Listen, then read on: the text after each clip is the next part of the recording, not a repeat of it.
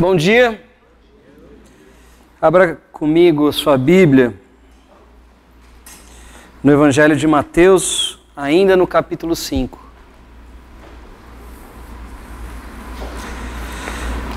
Capítulo 5, nós vamos ler a partir do verso 17.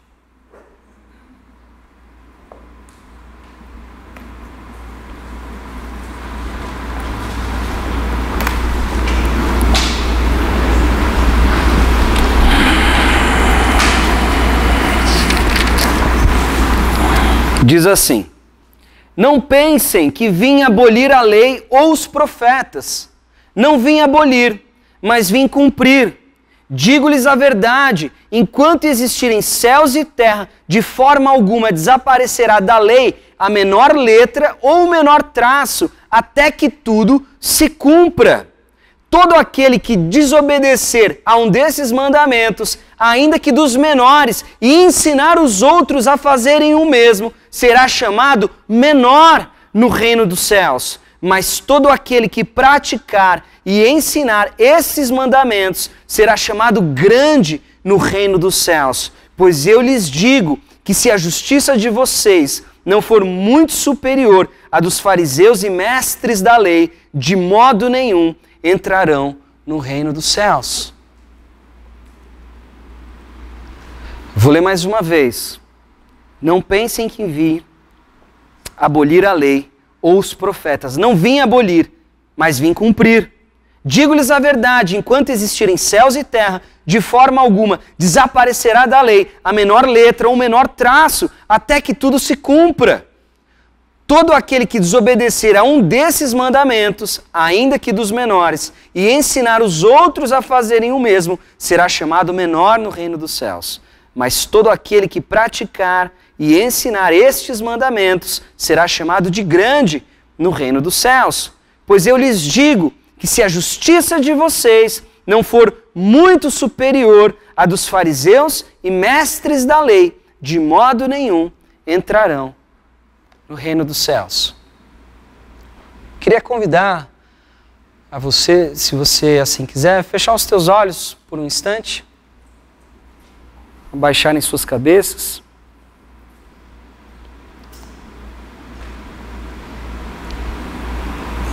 Repousar o coração de vocês.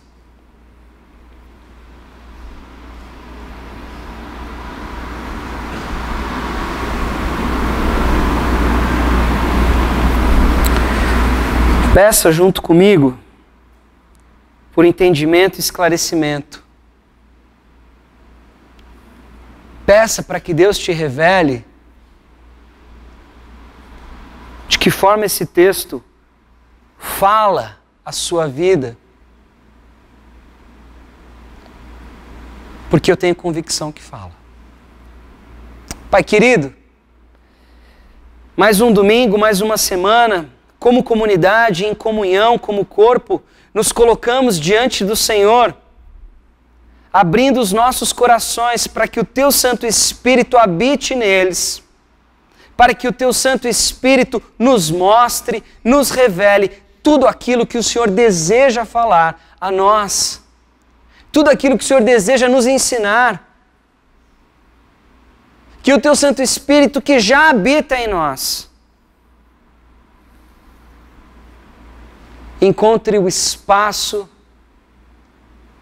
para agir livremente. Pai,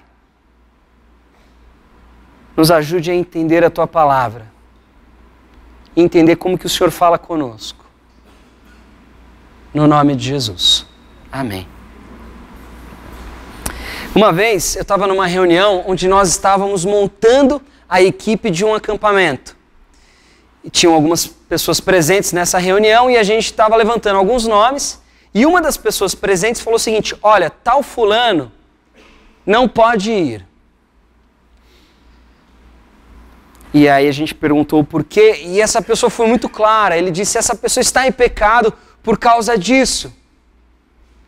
E aparentemente todo mundo ficou satisfeito com essa resposta.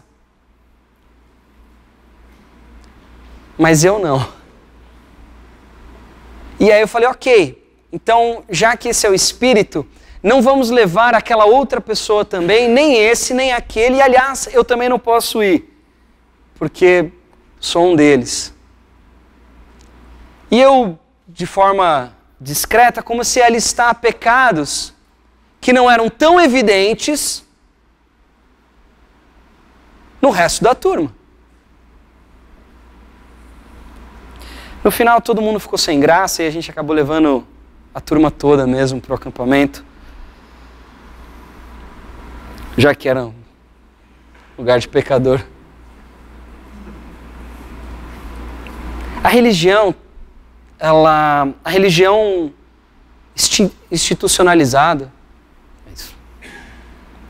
a religião corrompida pelo homem, tem essa propriedade. Ela naturalmente elege alguns mandamentos que são mais valiosos ou que são melhores para se seguir. E ela negligencia uma série de outros mandamentos. Ela pega aqueles que são mais visíveis, aqueles que chamam mais atenção, aqueles que talvez se destaquem aos nossos olhos. A religião elege esses mandamentos, assim como elege os pecados consequentes da desobediência a esses mandamentos. Elege, e todos aqueles que não se encaixam estão em pecado. Mas aí tem um problema, porque quando você elege só alguns, quem está no controle é você. É você quem está à frente desse sistema religioso. É você que está controlando e você deixa a sua vida religiosa se transformar num sistema. Sistema que você controla. Já não há mais vida piedosa que glorifica a Deus, mas uma vida piedosa que glorifica você mesmo. Porque quando a gente consegue controlar os mandamentos divinos, quando a gente consegue colocá-los dentro de uma caixa ou colocá-los dentro de um ambiente que seja confortável a nós, numa zona de conforto, a gente consegue manipular a opinião pública em nosso favor, porque afinal de contas eu consigo cumprir esses mandamentos que eu elegi como os mais válidos e os mais importantes, os imprescindíveis. Esses mandamentos eu já dominei. E como eu elegi como os mais importantes, eu estou bem na fita.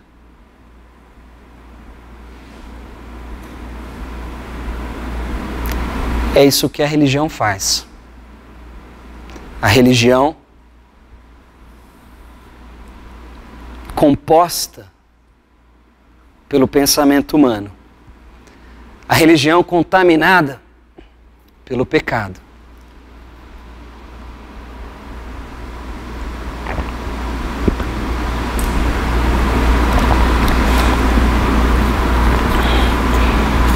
Vamos voltar para o texto. Não pensem que vim abolir a lei ou os profetas. Não vim abolir, mas vim cumprir.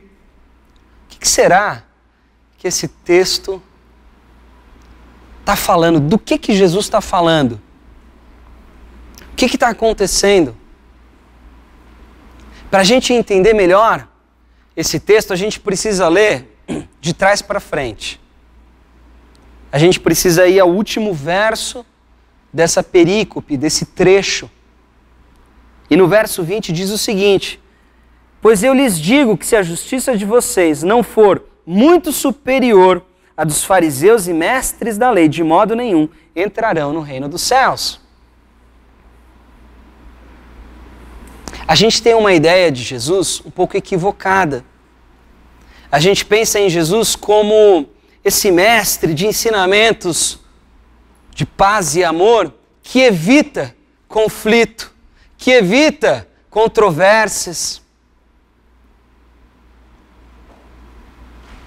Mas Jesus veio causar constrangimento a muita gente. Não é à toa que essas pessoas planejaram e executaram o seu assassinato. Jesus faz oposição ferrenha à classe religiosa do seu tempo.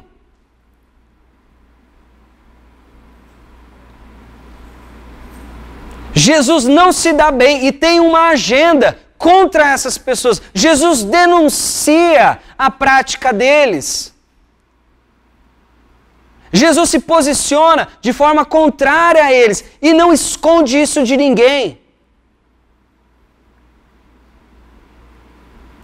É equivocado da nossa parte achar que Jesus não se metia em confusão. Não se mete do jeito que a gente se mete. Mas Jesus veio trazer constrangimento a muita gente. Jesus está dizendo de forma clara que se os discípulos, se aqueles que o seguem, não possuírem uma justiça superior à da classe religiosa, que era considerada o suprassumo da moral, se eles não fossem superiores no quesito da justiça, eles nunca entrariam no seu reino.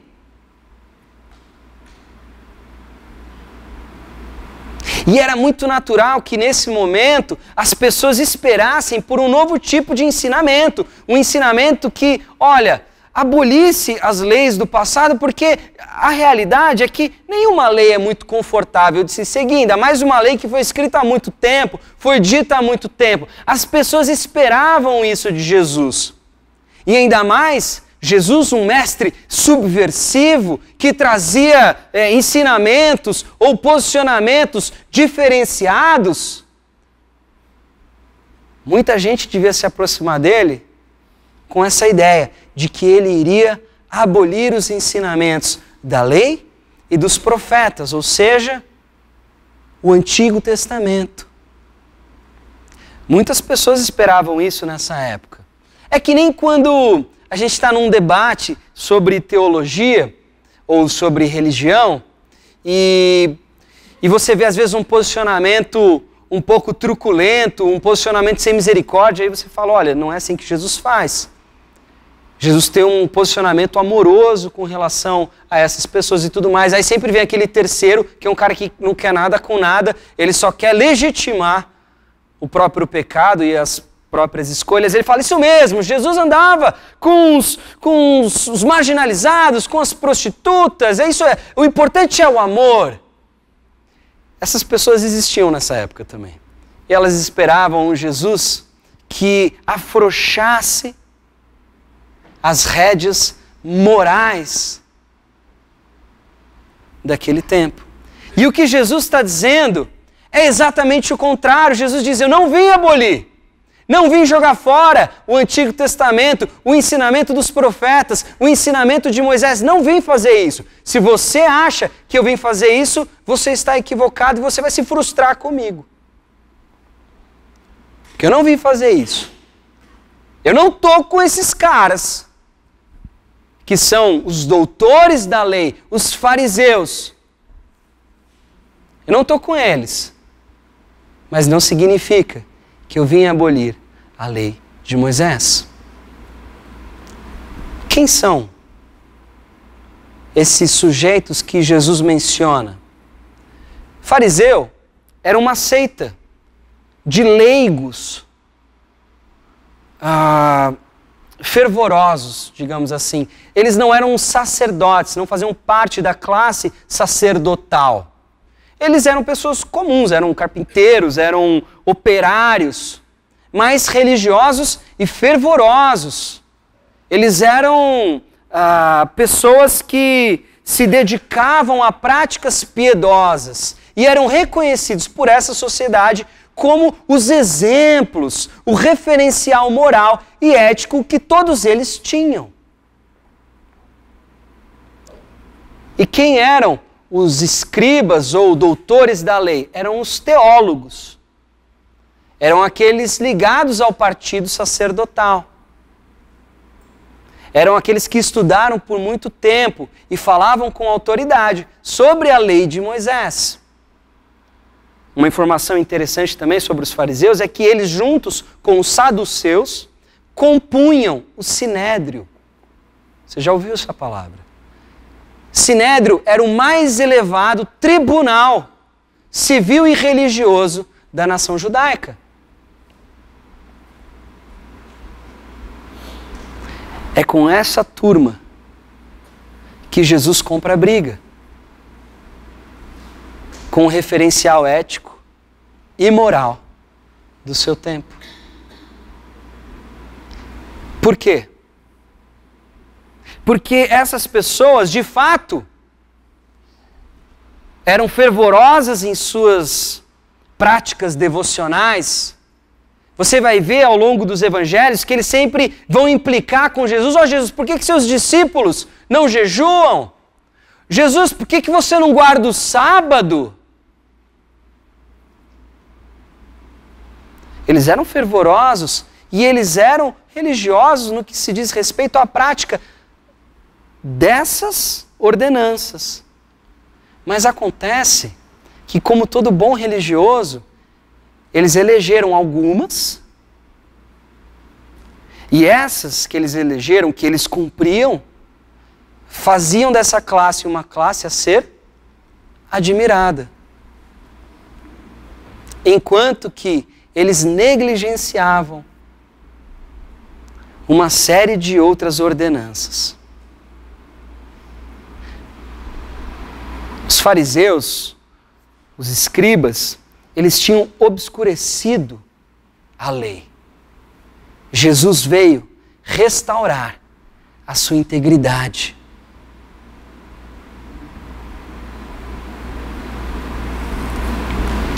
E é o que ele diz. Não pensem, não se enganem, não achem que eu vim fazer uma outra coisa. A minha missão é cumprir a lei. Eu vim prestar a devida homenagem a ela. Eu vim lhe dar nova vida.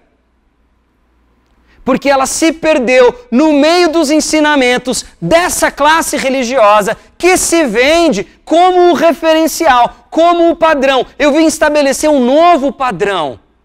E é distinto do padrão atual. É um padrão elevado.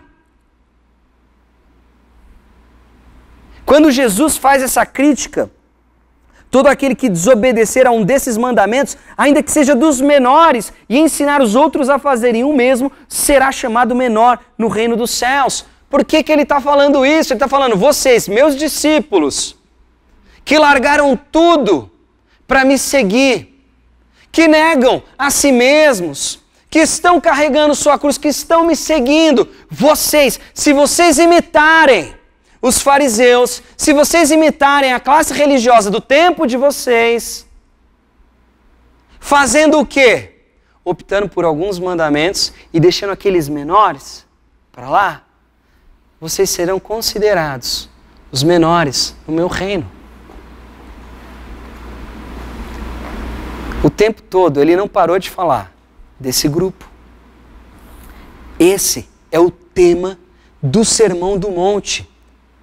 Toda a série que a gente vai estudar nos próximos meses a respeito dessa fala de Jesus, desse discurso, desse conjunto de instruções, encontra o seu tema, a sua tese, localizada no verso 20. Se vocês não possuírem uma justiça superior, em muito superior, à da classe religiosa do seu tempo, vocês não vão entrar no meu reino.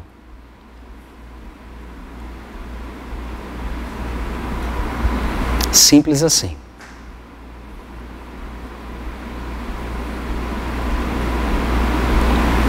Espera aí, Lipe. Então, o que significa essa fala de Jesus? O que ele está dizendo? Vim cumprir. Olha, tá aí uma palavra de difícil tradução quando a gente quer falar de um termo exato, difícil falar. Os teólogos divergem há muitos anos. Essa é a mais aceita, a ideia do cumprimento. Mas se traduzir literalmente esse termo aqui do grego, nós teremos uma outra palavra, preenchimento. Ficaria mais ou menos, não pensem que vim abolir a lei dos profetas, não vim abolir, mas vim preenchê-la. Mesmo que não seja a tradução mais aceita, de alguma forma ela enriquece o termo. Jesus veio denunciar a incoerência dessa classe religiosa que achava que poderia se vender como padrão moral. Ele veio denunciar, ele veio dizer que eles não abraçavam a lei de Moisés em sua totalidade. Ele veio mostrar uma profundidade da lei que não era percebida pelo povo. Ok, não é para matar, é isso aí. Só que se você odiar, você já matou. Isso mesmo, não é para adulterar, mas se você olhar, você adulterou. Claro, você deve ser generoso. Silenciosamente. Não deve fazer isso para ser glorificado. Sim, devemos amar, inclusive os inimigos, aqueles que não te amam e não merecem o seu amor. Jesus não veio abolir. Ele veio cumprir. Ele veio preencher. Ele veio dar a profundidade necessária, a profundidade devida, para que o povo tenha o seu coração transformado. Se a justiça de vocês não for maior do que a classe religiosa do seu tempo, vocês nunca vão entrar no meu reino. Ok, então, dito isso, a gente poderia encerrar o sermão aqui, porque essas são as informações que a gente poderia absorver desse texto, do que está acontecendo. Será que é só isso? Será que a gente está lendo esse texto para aprender que até o fim dos tempos, nenhuma letra ou nenhum traço da lei vai passar? Ou será que tem algo mais que nós possamos aprender com o que Jesus está dizendo aqui? Porque eu creio de fato que a Bíblia fala e conta histórias de outros povos, outras pessoas, numa outra época, mas acima de tudo a palavra de Deus, porque é viva, fala de quem nós somos. Vamos por um instante refletir e pensar sobre a nossa realidade. Será que se Jesus olhasse para nós, se ele visse a classe religiosa dos nossos dias, nós seríamos aprovados?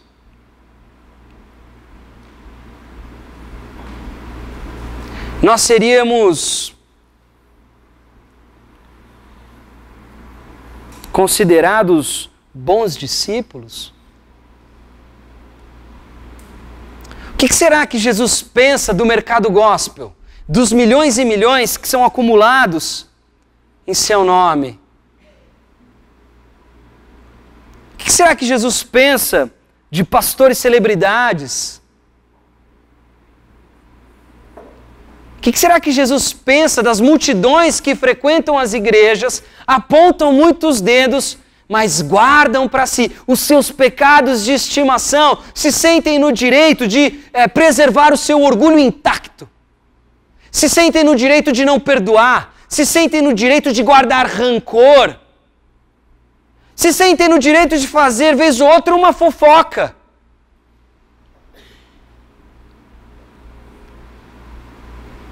Nessa semana faleceu Billy Graham, que foi, sem dúvida, um dos pastores mais conhecidos no século XX, com um ministério que transformou a vida de milhões de pessoas. Vi algumas declarações na internet É engraçado, muita gente falando assim, olha, Billy Graham, um cara fantástico, não concordamos muito teologicamente. Achei engraçado isso. Por que as pessoas se prestam ao trabalho de falar isso? Mas tudo bem. Uma outra coisa que eu vi muito é o sujeito de reputação ilibada. Nunca se envolveu num escândalo financeiro e num escândalo sexual. Isso diz muito sobre nós. Porque nós também elegemos os nossos pecados que são insuportáveis. Escândalo financeiro e escândalo sexual. Se o pastor for avarento, e aqui faço uma pausa, não estou agora mais falando de Billy Graham. Mas se o pastor for avarento, se ele for orgulhoso, se ele for frio,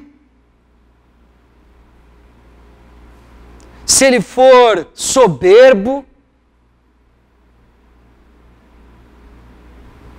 isso não configura um escândalo. Só se ele se envolveu no escândalo financeiro ou sexual. Isso mostra a nossa religiosidade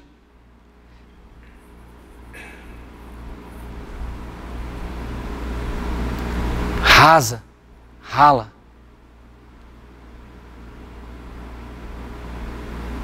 Nós vivemos um cristianismo sedentário, preguiçoso, obeso.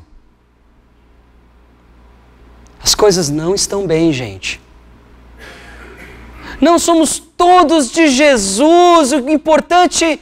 Não sei não. Não sei não. Tenho visto muita pregação de autoajuda. Como você ser feliz, como o seu casamento dar certo, como você ser um empresário de sucesso, como ser o grande líder de sua geração. Tenho ouvido essas coisas. Não sei se eu tenho ouvido muito o Jesus. Não sei se a gente está falando do mesmo Jesus. Não sei se a gente está falando do mesmo discipulado. Tenho visto púlpitos teologicamente corretos, mas com uma liderança covarde no que diz respeito às renúncias que o discipulado exige. Na hora que tem que sacrificar dinheiro, na hora que tem que sacrificar tempo, isso não está no meu job description.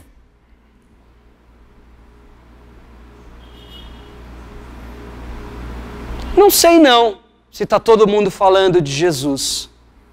Não sei não. O que eu sei é que os discípulos de Jesus estão fadados a denunciar o empreendimento religioso humano. Os discípulos de Jesus estão fadados a se degladiar com a multidão, com as massas. Os discípulos de Jesus vivem uma justiça superior à da classe religiosa do seu tempo.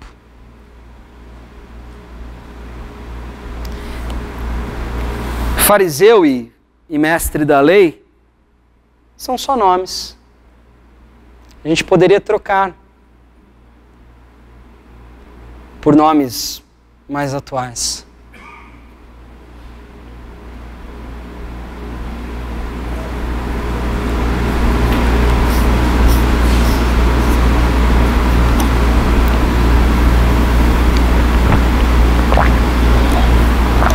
O que será que Jesus está dizendo para nós, hoje?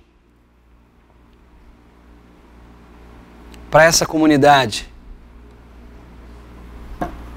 Peraí, Lipe, você está sendo muito duro. Afinal de contas, todos nós sabemos que agora estamos debaixo da graça. Não estamos mais debaixo da lei. É mesmo? Você consegue tirar essa conclusão desse trecho que a gente acabou de ler?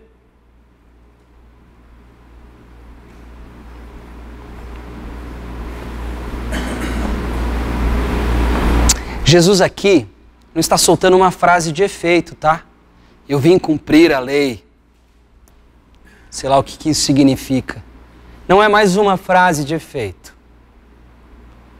Afinal de contas, se a lei fosse levada até as últimas consequências, se fosse levada a cabo, qual seria a pior punição que ela poderia trazer ao ser humano?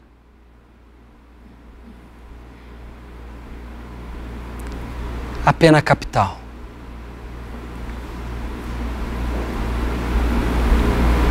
Jesus morre numa cruz, em meu lugar, em seu lugar, cumprindo a lei. Traz sobre si os nossos pecados, leva os nossos pecados consigo para a cruz. E naquela cruz, ele crucifica todos esses pecados, todas essas vidas rebeldes que se acham conhecedores do bem e do mal. Os mandamentos são muitos, as ordenanças são muitas porque dão conta da complexidade humana. Ou seja, não dá para ninguém ficar muito soberbo. Porque se a gente for ler isso daqui de cabo a rabo, não tem ninguém muito santo.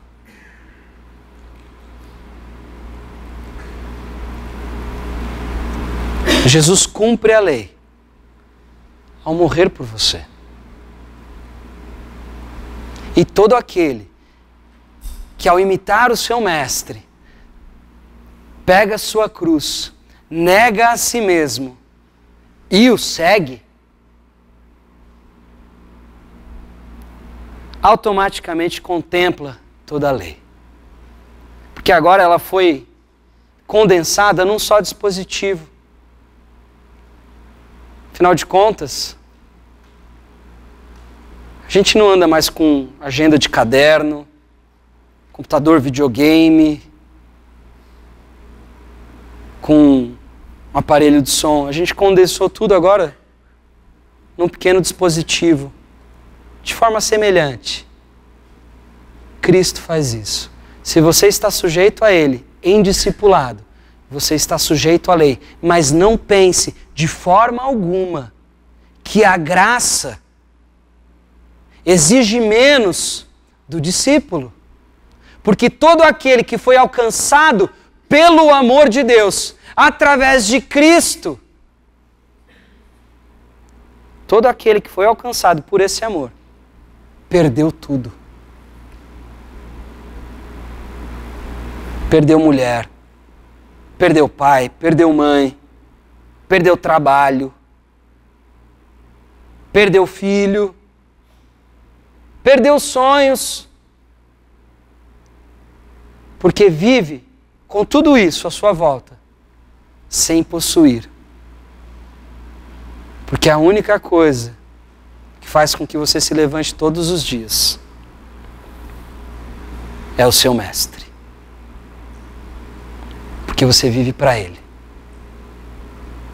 Então, não pense que a graça exige menos. Porque o discipulado com Cristo exige tudo. Por isso que a justiça dos discípulos excede em muito a da classe religiosa. Porque a classe religiosa usa os mandamentos, aqueles que convêm, para se ensorbebecer, para se glorificar, para ser bem visto, para ser reconhecido. Eu posto o tempo todo coisas no Facebook que mostram que eu sou um cristão devoto. Eu sou um cristão polêmico, eu entro em uma série de discussões.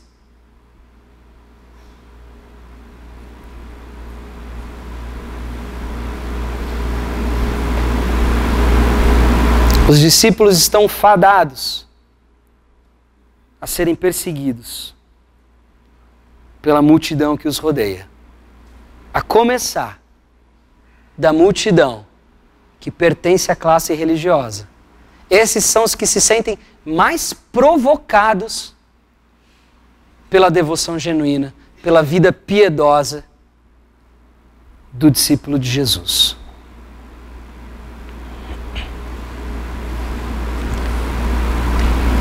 A gente vai continuar nos próximos domingos estudando mais sobre esse sermão. Mas para você entender o que vem a seguir, você precisa entender que o risco de você ser parte da classe religiosa é grande.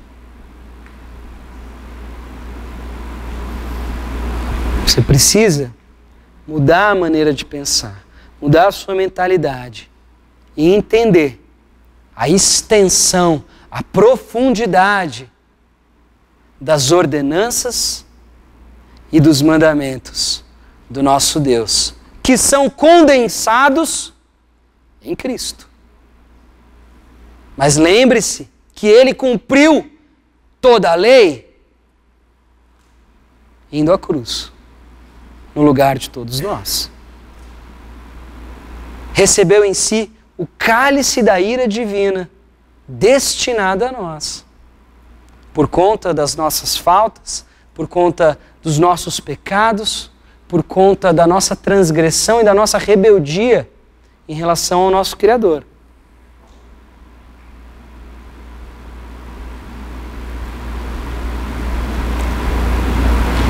Não acredite numa teologia protestante, água com açúcar, de autoajuda, que diz que o importante agora é só você estar em paz, ir no culto, fazer o bem. A graça exige muito mais do que o mero cumprimento de algumas leis.